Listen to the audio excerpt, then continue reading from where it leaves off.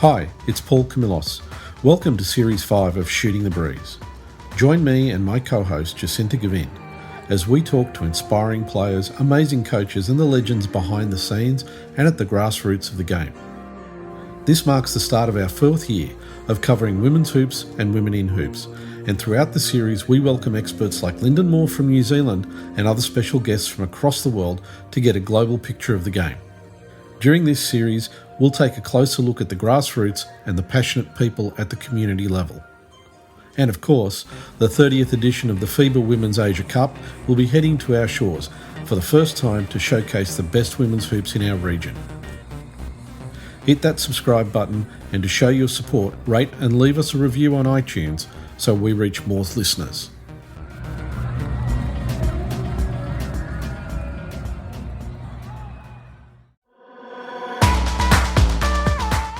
You can't complain about the lack of resources because you should be grateful you're even here, right? This generation, they don't think that way. They think they deserve just as much as the men. And so then you combine that with their social media savviness and, just like the fact that they are getting more coverage than maybe players 10 years ago did. And that's part of the reason everything's just totally gotten blown out of the water.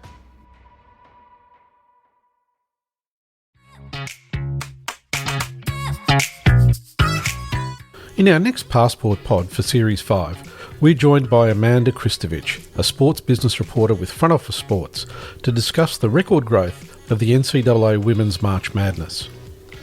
From viewership and media rights to the evolution of the women's game and the currency of our female players, particularly as Aussie representation increases in US college hoops. Increasing coverage by ESPN and international distribution has seen viewers contribute to the remarkable growth of women's college basketball, creating an undeniable value proposition for the women's game at both the college level in the NIL era as well as the WNBA.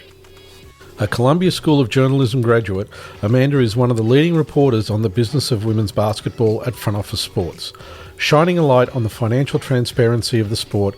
In her own words, it became one of the biggest stories that no one could ignore. We're grateful to Amanda in sharing a fascinating insight into the NCAA Women's League, its value, the ripple effects to the pro leagues, and most importantly, a glimpse into the potential of women's hoops for professional athletes.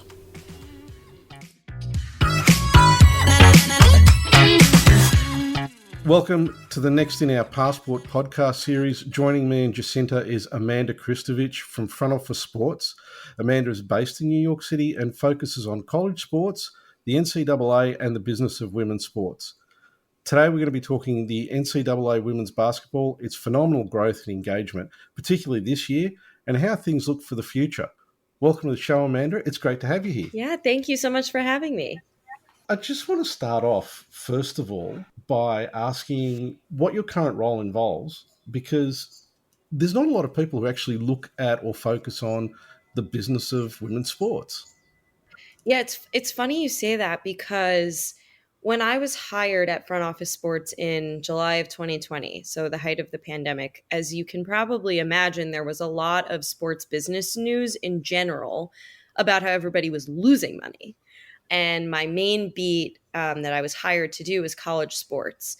But one of the biggest business stories that organically came out of the college sports beat was the growth of the women's side, from the TV ratings, the viewership, the ticket prices, when name, image, and likeness came into play, all of the female athletes who are profiting.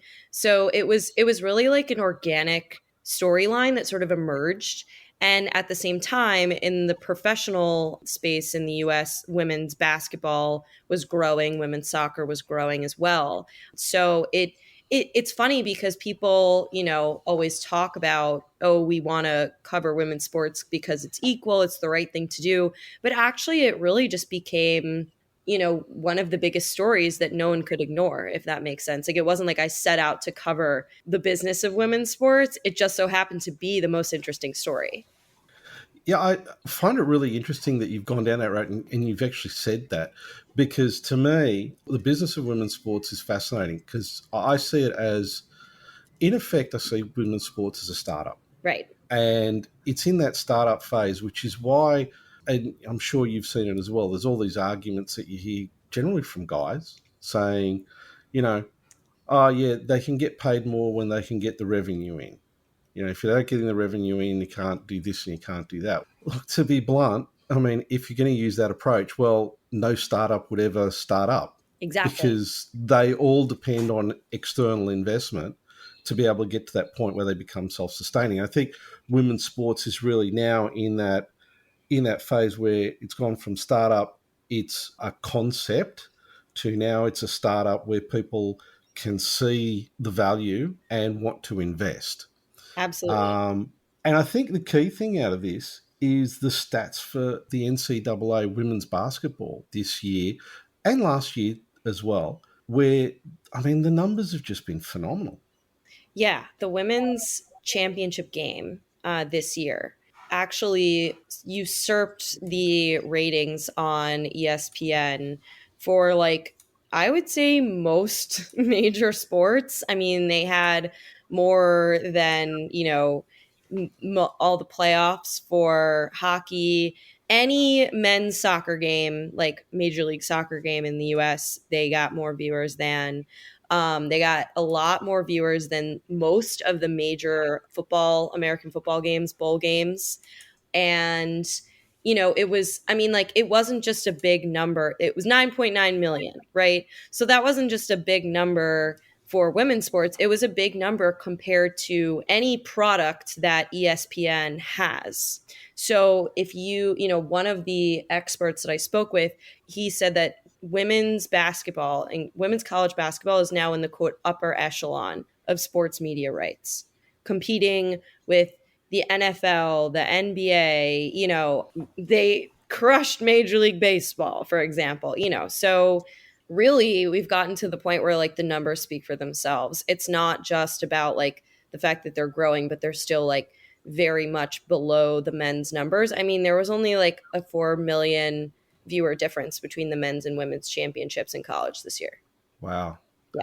Now, I'm going to ask a question, but then I'm also going to hand over to Jacinta to talk a little bit about this because I know this is sort of something that she's mentioned in quite a few conversations that we've had.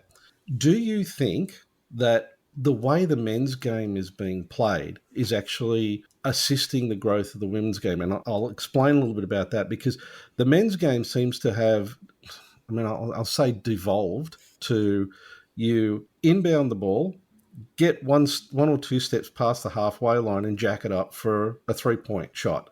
There's no rebounding. There's very little defense. And then it's rinse and repeat from the other end. And I know this style of play is a thing that Jacinta's talked about as well. So do you think the difference, the way the men's game now is being played to the women's game, is actually helping the women's game along?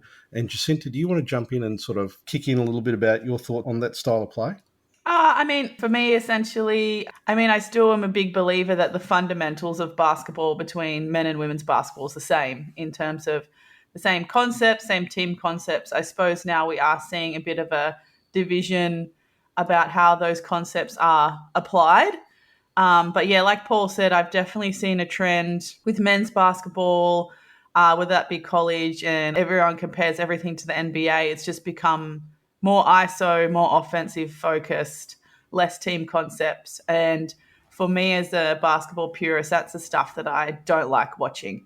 I want to see, strong ball rotation, strong team execution in the half court offense, strong team defense, those kinds of things. I mean, essentially being a team sport. Yeah, I didn't watch any of the men's March Madness because the parts I watched, I just didn't like. I just couldn't be bothered. Whereas the women's, I mean, it probably helped that we had a few Aussies in March Madness. That was definitely an incentive to watch. Yes. But yeah, I feel like the women's game, especially on the NCAA W stage, is basketball at its purest form. But yeah, have you observed similar? Yeah, I've definitely heard that from people who are obviously like yourself, very educated on the sport of basketball. I feel like, with the exception of the lack of like dunking in women's basketball, I feel like the average fan may not really notice the difference. But I have heard that as a way to market the women's game is like, hey, if you miss the sort of older days of the NBA, the men's game, and you don't like where it's evolved, well, the women's game is pretty much that. I've definitely heard that. The other thing that I will add, just I've heard that like the quality of play overall, regardless of what kind of style, just in women's college basketball has improved. So like I during the tournament at some point, I believe that I heard Diana Taurasi talking about, I've seen some of the film of our old UConn games, when they played in college, and she was like, we sucked, like we were terrible compared to, the product that is on the court now in women's college basketball. And that is attributed to like the increased investment that these schools have made in hiring coaches and, increasing the facilities and the training opportunities. And then also for, women and young girls like to have, more years to play basketball and more opportunities to play basketball because, in the US, like 1972 is the year that women became able to really play sports with Title IX. And before then, yes, women were playing sports, but there just weren't as many opportunities. So I feel like I'm tying in a few different things here, but Yeah. but it's like the quality has improved because it's now been 50 years since then, right? Whereas like 15, 20 years ago, there just weren't the resources on the side of the women's game because it was even more of a startup, as you said earlier. So yeah, I think it's like regardless of the style of play, like the women's game has just become very high quality and everyone is noticing. And just touching, you mentioned resources. Yeah. I was really interested to know your opinion because I feel like this was a tipping point in a good way. When we had NCAA March Madness a couple years ago, and there was a lot of footage on social media platforms about the difference in resources provided to the male athletes and female athletes. So, for example, the meals, the so-called gym that the females were provided, where it was just a Kmart Pilates mat and some hand weights versus, a full gym that the men had access to. I think that really put a big spotlight on women's college basketball as well and to help expose some of the inequalities. Did you see any trends in America with viewership and fan engagement when some of that content came out? Yeah, that was such an interesting moment for us, I feel like, because it wasn't necessarily news. There are structural inequities in all of sports, despite Title IX, like you said, literally, like even if all things being equal, women's sports in the US are 50 years behind men's sports, just in terms of growth, resources, fans, etc. Right? So we knew, like we've all experienced, I experienced growing up inequities in sports, despite literally the law of the land saying that's not supposed to be a thing. And when all of a sudden those videos blew up on social media, all of the reporters and the athletes who had been fighting this battle quietly for years, who knew that it was a thing, who thought no one wanted to write about it, like no one was going to read a story about inequity because nobody cared, right? All of a sudden everyone cared. And like my editors were like, we want you to cover this basically at a very granular level every single day. And I covered it again. I covered the fallout last year and about like what the NCAA had and hadn't changed. Spoiler alert, they made a lot of cosmetic changes to like the menu and the weight room concept was a weird COVID bubble situation. Normally weight rooms aren't provided in general, so that really wasn't like a thing. But the branding, the marketing, the signs, right? Like they improved a lot of those things. But the structural like revenue streams that the men's tournament has and the contracts, the way they're written, are still geared towards the men. And they're working on changing that and fixing it. And over the past couple of years, there has been a lot of improvement. But like by and large, a lot of these big structural issues that relate to the money coming in have not been changed. That's really interesting, given the numbers you were talking about Yeah. earlier in terms of viewership. Because to me, the NCAA, all things aside, they're a business no different to any other business. They must have smart people sitting somewhere in a back room who can do forecasts on what they think the numbers are going to do based off prior trends and research that they're doing. I mean, like, I'm looking at that number of 9.9 million viewers that you mentioned earlier. Now, was that just within the US, or was that across all ESPN platforms globally? Do you know? As far as I know, it was all ESPN platforms. I don't know what specifically like their distribution looks like abroad, but it was because the other thing is that it's not just one ESPN network. So that the women's championship was broadcast on like 4 different ESPN networks just within the United States alone. So they add all of that up. And then theoretically, you would add on international distribution of the networks, particularly with streaming, so long as it's like legal streaming, right? Because they can't count illegal streaming or like those sorts of things. But yeah, I mean, to your point, the reason that like the media contract hasn't been changed and the sponsorship contract hasn't been changed is literally just like when those contracts expire. So people have said those contracts are so bad that the NCAA should have tried to get out of them over the past year. I don't necessarily disagree with that. But I think the real test is going to be what they do over the summer for renegotiating the media contract, which, as you said, significantly undervalues this product. They've retained a consulting firm to help them figure out the value, what they should be asking for, how they want to package it, because there's this debate about whether they package it with all the other college sports besides football or whether they separate it and sell it by itself. They claim they're working on that. The NCAA president has also only been in an office for like 6 weeks. So when I spoke with him, he clearly like had some catching up to do, which is, no knock on him. I mean, the guy's only hasn't even been on the job for 2 months, but it's really going to be a test over the summer to see how much they invest in trying to negotiate these rights, because the last time clearly they didn't do their due diligence. They just didn't. So Yeah, it's because, I mean, to me, it's like there's a point where the NCAA really has to split off women's, not just women's basketball, but women's sports altogether. Because if you're bundling it, one of the other issues is I don't think you're extracting the full value of the product that you've got. But also, I think there's a whole lot of other things that can come out of splitting it out, because you then start to build the personalities. You've right. got more room to build a personality. So, like, as Jacinta said, there were a lot of Australians playing in NCAA colleges this year that made it into March Madness. Obviously, that raised the level of interest here for us as well. Mm-hmm. So all of a sudden, if you disengage the women's sports from the men's sports and you give that sort of room for people to be able to effectively get the airtime for themselves, that means there's more potential for NIL deals for them. Mm-hmm.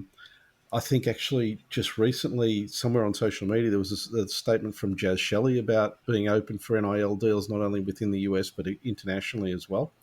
So there's all of that potential that gets unlocked. And I'm also going to throw back to you, Jacinta, now to talk about, the players that we've got from Australia over in college who've got the potential to get that extra airtime for themselves, but also the ones that are just starting to go over to college as well. Yeah, I mean, we had Georgia Amore for Virginia, Virginia Tech getting up there and obviously playing great basketball. Jazz Shelley is very well known and loved in Nebraska, even though they didn't make March Madness. Like Izzy Palmer. And I was going to say Kelsey Reese for Utah, who made it to, I think, Sweet 16, but Kelsey's now entered the transfer portal, but still. And to me, it seems like, I think another trend that I've also perhaps seen in the last couple of years with the increase of exposure and ratings and things like that is also, with lack of better phrasing, probably a lot more marketable players in the women's, in a sense of your Caitlin Clarks, your Angel Reeses, whether, you love her or hate her. Their personalities, because they play such great basketball. They're showing so many different types of skills off the court that are beyond their years. Caitlin Clark doing a free NIL with a food bank and things like that. So for me, like, I feel like there's a strong correlation as well between these players who are being able to showcase their extraordinary basketball talents and now take that off court into communities and the NIL kind of deals. And I think that's also going to attract more viewership, because now that they're becoming like characters in a show. I mean, how many people do you know are fans of LeBron, but not necessarily the teams that LeBron plays for? They'll follow him team to team, championship to championship, because of who he is as a person, who he is as a player, versus what team he's for. So do you feel with now the NIL deals coming out and, like you said before, the quality of women's college basketball just going through the roof, that also, that combination of the two is going to help expose the sport even more? Absolutely. I mean, NIL is undoubtedly a win for women's athletes. Like, we've been saying that since before NIL began, and like, people didn't believe me. People didn't believe like all the experts I was talking to, like marketing experts, who were saying that, you know, female athletes had really been glossed over in particularly sponsorship and endorsement deals. And I think that the interesting thing about the marketability aspect is that, and this is something an expert told me like before the NIL era like officially started, was that this, not only are female athletes uniquely positioned to capitalize on marketing deals because throughout their lives they've had to learn how to market themselves, whereas male athletes who are inherently in sports that have the infrastructure and like built-in popularity, they don't need to learn how to do that because it's already just out there for them, right? They don't need to find the fans. The female athletes have had to tell their own stories. They don't get as much coverage. They don't, you know, they're in younger leagues, that sort of thing. So that, and then just combined with like this generation in general, the fact that they have grown up with social media. They like, no one needs to teach Angel Reese and Caitlin Clark how to use social media. They grew up in, you know, a generation where that is second nature to them and they're used to it. So, and then the third aspect is like, their generation doesn't believe that women's sports are second class, right? Like, they will not accept that. And they have not accepted that in a way that athletes in the past, like even when I was growing up in the United States, like was conditioned to believe like, oh, you should be lucky that you even get the chance. You can't complain about the lack of resources because you should be grateful you're even here, right? This generation, they don't think that way. They think they deserve just as much as the men. And so then you combine that with their social media savviness and, you know, just like the fact that they are getting more coverage than maybe players 10 years ago did. And that's part of the reason everything's just totally gotten blown out of the water. So, do you think all of these changes will actually have a knock-on effect or an impact on the WNBA and, you know, its marketability? And do you think it's going to be a positive effect, or do you think it's going to have some sort of really weird effect in, you know, the way college sports and WNBA are seen? Because I know, you know, I'm just going to throw over to the NFL. The NFL is, I mean, nowadays it's seen as the no fun league, and you know, college football is seen as the more fun game to watch. Yeah, I think the answer to that is that this is going to help the WNBA, but maybe not immediately. So if you look at like historically, there was a similar phenomenon between like men's college basketball and the NBA, where like men's college basketball got sort of, you know, it got elevated to a higher level of popularity before the NBA did, and it helped the NBA grow. So I think we're going to see a similar phenomenon in college women's basketball where people, you know, sort of become fans of these players while they're in college, and then sort of they learn the WNBA that way, right? Like they follow the players to the WNBA.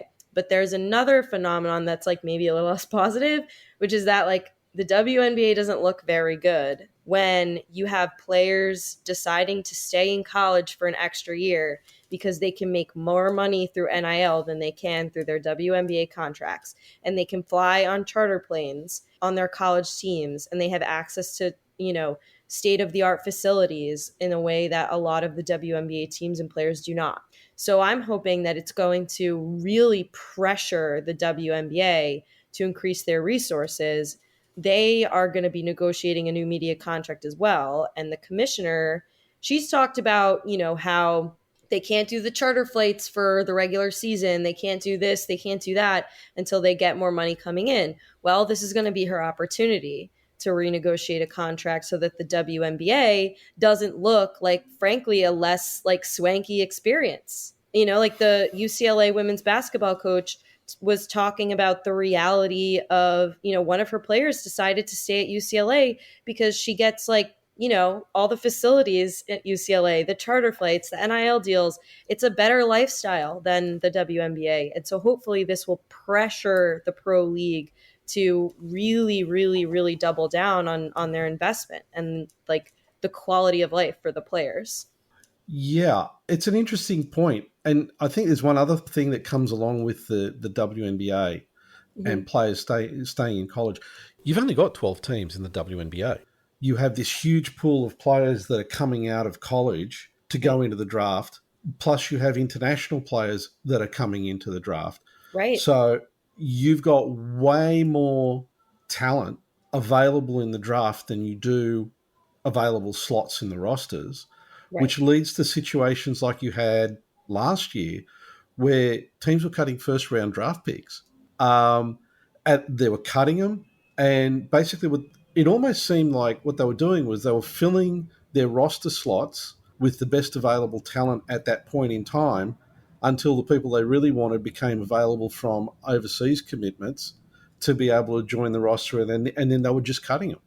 Yeah. I mean, absolutely. There are not enough teams in the WNBA to support the quality that is coming out of college. And of course, that's the case on the men's side too, to an extent, but it's a lot, less of a phenomenon because also it's like the NBA has the G League, right? So if you're a player who doesn't quite make the roster, you can sign a two-way contract. You can, sort of kick around in the G League if you don't want to go overseas. But yeah, I mean, there are just so few spots in the WNBA. And that was even a discussion this year about like the athletes who are considering declaring for the draft this year. It was like, okay, well, is this an up year or a down year for roster spots, right? Is this an up year or a down year for my position, for my skill set? Am I going to be coveted, or are there, 10 other top competitors? And like I said, to an extent, that's the case in every sport, but it is so, as the parity in women's college basketball increases, like the WNBA can't keep up as far as roster spots and teams. And they're going to expand. They've announced that, but it's still like not enough. Okay, we're getting into another area which kind of really interests me. And I know we're kind of running short on time, but this No is something problem. I do want to kind of drive into a little bit here. There's 12 teams, and there is going to be expansion.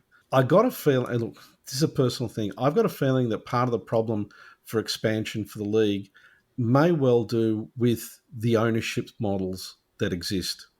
Okay, the majority of ownership models for professional sports here in Australia and in the US is you got, I mean, it's a generalization, but you got rich guys who want to go own a sports team. Yeah. Right. So they go and dump a truckload of cash, and there's only so many of them around. Let's be honest. Right.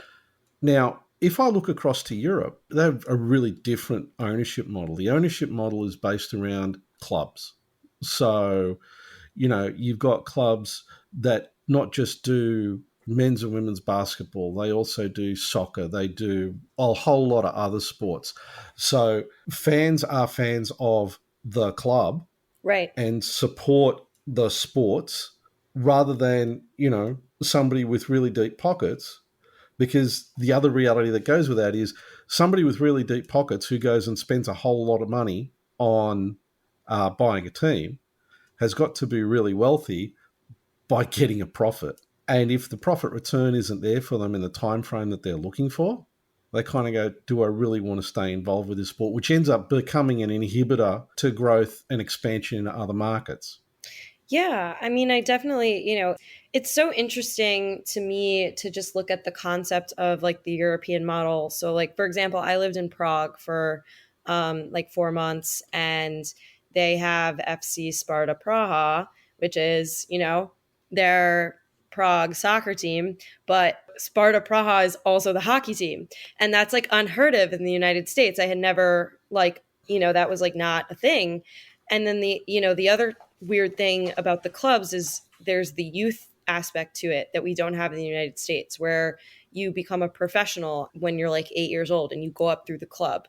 Whereas here we have college sports, which, side note, is why I'm curious to see if women's college sports can gain a foothold in Europe, because in Europe, the concept of the NCAA is such an American thing. I feel like universities in other parts of the world like do not have that component of competitive sports. It's just like you're either at the university or you're in the club, right? Or if you're somehow doing both, which I feel like most people don't do, they're not tied to each other. You don't have like, oh, I went to Michigan and I'm a fan of the Michigan football team, right? Yeah. So I think there's that too, which there's like this disconnect, maybe, is what we're trying to get at with the ownership, the relationship between the players and the teams, the longevity. Because in the US, like you've got, I went to Georgetown for undergraduate in Washington, D.C., and we had soccer players who, would come from clubs overseas, or they would go to clubs overseas to finish out like their youth years, because it just made more sense if they wanted to play, high quality soccer and not have to play in the United States, where like the quality is not as high as it could be. Yeah. So I wonder if there's that like relational disconnect as well, where they're not investing in players long term from a young age. They're just like picking people off in the draft and then hoping that like immediately they all click, and that's not necessarily the case. I don't know if that but it's an interesting concept, just the ownership models. But I will say, like, those are the ownership models in all of US sports. So Yeah. it works for some sports. I don't know.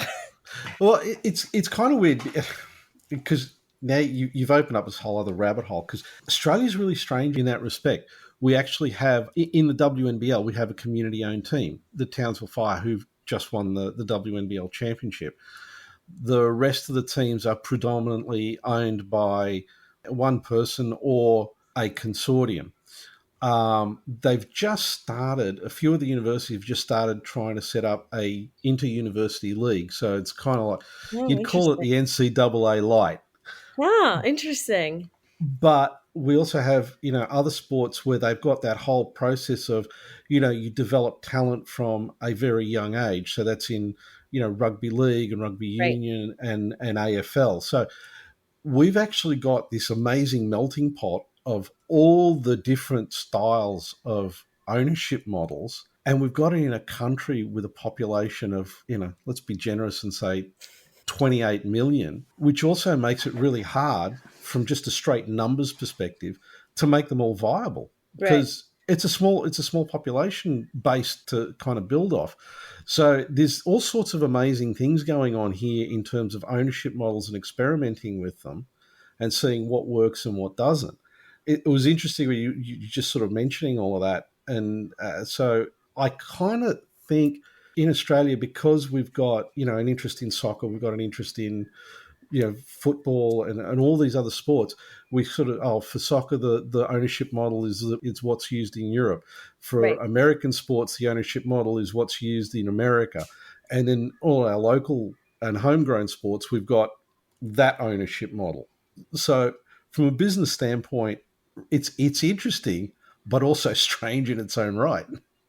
Well, I'd be curious to hear, and it sounds like, the university league obviously is a little bit more fledgling, for example, than some of like the soccer youth academies. But like, I'd be curious to know in 3 to 5 years, which, model in one, you have all these different models in one country, like which works. Because in the United States, we have like the NCAA is everything. And that's why they have so much control over the players and, just like the human rights of like college athletes. I won't get into that today, but they just have such a chokehold because like we have such a strange system here that was birthed by Title IX, because Title IX is tied to education. There's only a law about equity and sports opportunities for educational purposes. Like pro leagues don't have to follow that. So that's why the women's sports like grew within schools here, but that's just like not the case in other places. So I'd be curious to hear like in a few years, like which ones in Australia have become the most popular. As we kind of wrap this one up, what do you think is going to happen in the journalism and media space, particularly around women's sports, given the increase in interest and the fact that there's arguably a lot more money starting to flow into women's sports? I think that the coverage is going to exponentially increase. I've seen it at my own media company where, I don't have to beg them to let me write about women's sports. In fact, I'm encouraged to do so. And we just had a conversation the other day about how we need to get more women's sports. We want to do more women's pro sports features because I do a ton of the college stuff, right? But we want, talking like freelancers and that sort of thing. So I just see it in my own, like, we work remotely, but my own office, quote unquote, will say, where there's an appetite for increased coverage. So I think that that's going to be the case at pretty much any sports outlet that knows what they're doing. But then the other thing I'll say is like clearly there are a lot of startups focused on covering women's sports. So I wonder, which model is really going to gain the trust of the average fan. Are people who are just general sports? Maybe there are a few different options. The people who are general sports fans who discover women's sports will maybe read the quote unquote more legacy publications that have sort of already were established and waded into the women's sports space. And then maybe like the sort of diehard women's basketball fans, for example, who have been around since the beginning when there was no coverage, are going to be following these startups like Just Women's Sports, for example, or The Next are two of like the ones that I think of that cover women's college basketball, the WNBA. So I'm curious to see, but I think that I can't put a number on it, but I've certainly seen an appetite for like people asking me to write about it, people reading my stories, liking my tweets about women's sports more than ever in my career or in my lifetime, honestly. We certainly see an appetite for it here as well, because a lot of our big mainstream media outlets still work with the argument of, well, people don't like it, so we won't write about it. But on the other side is if you don't write about it and expose it, then people don't have an opportunity to like it. I Exactly. think it was the same thing with the NCAA women's recent March Madness, is that we were actually able to watch it on ESPN. So more Yeah. and more over the last 3 years, we've had more access to games in Australia on ESPN. Now, having ESPN, though, in Australia can be a privilege. Same with the other sporting streaming service that supplies NCAA. But the fact that there were back-to-back women's games on, and not just the games that were UConn, not just the games that had, particular names and particular players, if you put it on, we'll watch it. We want to watch it. There's people there that want to watch it, and there's people there that are also just walk-in basketball fans that will see, oh, some basketball's on. Why don't I just put it on? And then discover a whole new league and a whole new pool of talent. And so I think in terms of media, certainly lots of interest for a lot more women's basketball content. And we over here are relying a lot on the alternative media streams, like podcasts, like people who have their own startup kind of blogs, because it's all fan-based. It's all written by people who are fans of basketball first and who love to get into the nitty-gritty of players and teams and clubs, versus the mainstream media, where we have friends who work for mainstream media and major newspaper publications who say, I want to write about this. I'll take it to the bosses and they will tell me to go and cover something else. So we're still facing that barrier of, well, no one wants to watch it, so we're not going to write about it, when it should be the other way around.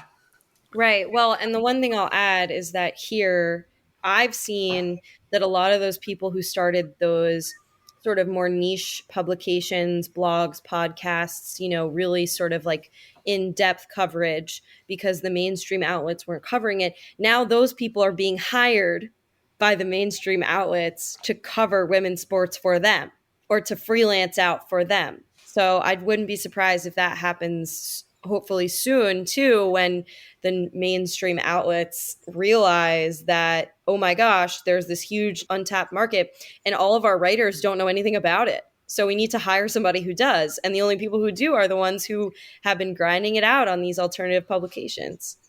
Yeah, then I get a bit worried in a sense where it would be great if they could get into a major mainstream publication, but then how much creative control are they able to exercise? You know, you can find a story. You've covered the sport for so long, you've developed relationships with players, and you can see a great story. But then for the big bosses just to go, no, just do results, just do match game day reviews, don't worry about the rest of the stuff. So it's still a little bit in the grey for me, I think, in that sense. Yeah, totally. Yeah, I think a lot of that, and particularly here in Australia, where we've got so much media ownership concentrated in basically in two groups. So we've got the Murdoch Press and we've got another group, which is the Nine Group, and between the two of them, that's 90% of our media ownership across the board. You end up having, it's difficult because their focus is on the big sports, the AFL, the NRL, and to a lesser extent rugby and cricket, because that's where all the money is. And because they're anchored in a lot of cases with TV, there's the advertising revenue, which drives a lot of the decision-making about what sports they're going to cover. It makes it hard. And like Jacinta said, the thing is that they may well go to niche publications and podcasts, but how much real potential they're going to give those outlets, if they are freelancing or hired, to actually do the quality content they've been doing so far. Yeah. And that's going to be the question, case by case basis, right? So I hope for the best. Like to shout out Front Office Sports, they've, opened up a huge opportunity for me to do this sort of coverage, to cover the business side of the industry and to have more words to do so than a lot of other reporters. So I'm very grateful to be in the spot that I'm in. Okay, Amanda, thanks so much for your time and joining us on the show. Now, obviously the big question is, are you ever planning on coming down to Australia to report on what's happening down here? I would love to. I will put in a request. As I mentioned to you before we started recording, I just put in a request to cover the South Carolina Notre Dame women's basketball game in Paris. I am a very amateur French speaker, so I said, I'm the college sports reporter who speaks French. Please send me. I will go for the weekend and cover the game for you. So we'll see. But I'm definitely going to pitch it. I'd love to. I would absolutely love to. Well, we've got the Asia Cup coming up for women's being held in Sydney in just a couple of months it's a week. I think it's a week. Is it a week and a half, Jacinta? I feel like it's just, I think you're right. I think it's a week and a half or so, or maybe just a tad bit less, but basically the end of June, start of July. I was just looking at the tickets last night and the finals games are held on the first weekend in July. So, I don't know. I'll send a couple emails when we get off the conversation, but I would love to. Yeah, and we might even be able to get some stuff in on the business of Australian women's sports as well. And it will be winter. Just be aware, it will be winter at that time. And I did read online that you also don't like winter.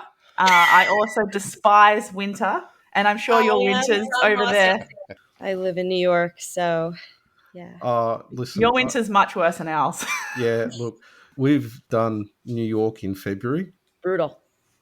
Yeah. Not as brutal as it used to be, though, fortunately or unfortunately, because of climate change. Like, this was like our warmest winter on record, but yeah, it's rough. Yeah, our winters are a lot milder. So again, Amanda, thanks so much for joining us, and we look forward to speaking to you soon. Yeah, thank you so much.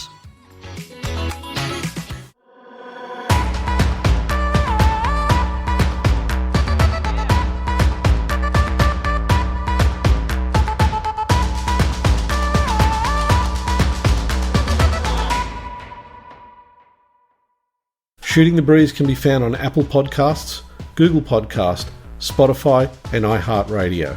Don't forget to subscribe and share the podcast with all your friends.